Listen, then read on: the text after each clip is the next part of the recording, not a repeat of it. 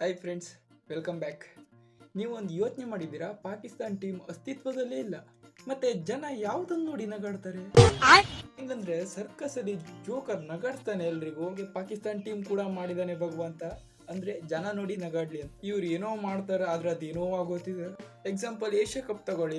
ಇವರೆಲ್ಲ ಹೇಳ್ತಿದ್ರು ನಾವು ಏಷ್ಯಾ ಕಪ್ನೇ ಕ್ವಿಟ್ ಮಾಡ್ತೀವಿ, ಇಂಡಿಯಾದವ್ರು ನಮ್ಗೆ ಶೇಕ್ ಹ್ಯಾಂಡ್ ಮಾಡ್ಲಿಲ್ಲ ಮತ್ತು ಆ ಮ್ಯಾಚಿನ ರೆಫ್ರಿನ ಸಸ್ಪೆಂಡ್ ಮಾಡಿ ಅಂತ ಹೇಳ್ತೀವಿ. ಅವಾಗ ICC ಹೇಳ್ತು ನಾವು ಸಸ್ಪೆಂಡ್ ಮಾಡೋದಿಲ್ಲ, ಯಾಕಂದ್ರೆ ಲಾ ಇಲ್ಲ ಹ್ಯಾಂಡ್ ಶೇಕ್ ಮಾಡೋದು. ಪಾಕಿಸ್ತಾನ್ ಟೀಮ್ ಹೇಳ್ತಿತ್ತು ನಾವು ಆಟ ಆಡುವುದಿಲ್ಲ. ಅವರು UAE ಟೀಮ್ ನ ಫೇಸ್ ಮಾಡೋಕ್ಕಿಂತ ಮೊದಲು ಒಂದು ಮೀಟಿಂಗ್ ಮಾಡಿದ್ರು. ಆಗ ಪಾಕಿಸ್ತಾನ್ ಟೀಮ್ ಅವ್ರು ಹೇಳ್ತಾರೆ ನಾವು ಹೋಗ್ತೀವಿ, ನಮ್ಗೆ ಆಡೋಕ್ ಮನ್ಸಿಲ್ಲ, ಯಾಕಂದ್ರೆ ಮ್ಯಾಚ್ ರೆಫ್ರಿ ಜಾಸ್ತಿ ಏನು ಮಾತಾಡ್ಲಿಲ್ಲ, ಟೇಬಲ್ ಮೇಲೆ $16 ಮಿಲಿಯನ್ ಇಡಿ, ಯಾಕಂದ್ರೆ ಅದ್ ನಿಮ್ ಫೈನ್ ಅಂದ್ರು.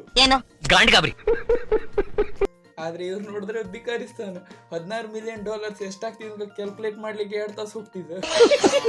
ಇದರಿಂದ ಅವ್ರು ಹೇಳಿದ್ರು ಅಣ್ಣ ನಮ್ಮ ಹತ್ರ ದುಡ್ಡಿಲ್ಲ, ನಾವು ಈ ಮ್ಯಾಚ್ ಆಡ್ತೀವಿ ಅಂತ ಅವ್ರು ಕೇಳ್ಕೊಂಡು 2 ತಾಸು ಬಿಟ್ಟು ಆ ಟೀಮ್ ಕ್ಯಾಪ್ಟನ್ ಗ್ರೌಂಡಿಗೆ ಬಂದು ನಾವು ಆಡ್ತೀವಿ ಅಂದ್ರೆ ಮತ್ತೆ ಬೇರೆ ಆಪ್ಷನ್ ಇಲ್ಲ ಅವ್ರ ಹತ್ರ.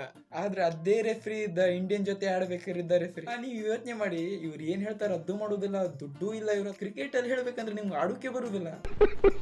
ಮತ್ತೆ ಯಾರ ಹೇಳಿದ, ಪಾಕಿಸ್ತಾನ ಬಾಲರ್ ಸಯಂ ಅಯೀಬ್ ಬೂಮ್ರನ್ ಬಾಲಿಗೆ 6 ಬಾಲಿಗೆ 6 ಸಿಕ್ಸ್ ಹೊಡಿತೀಯ ಅಂತ. ಇಡೀ ಮ್ಯಾಚ್ ಅಲ್ಲಿ 6 ಬಾಲ್ ನಿಲ್ಲಿಲ್ಲ.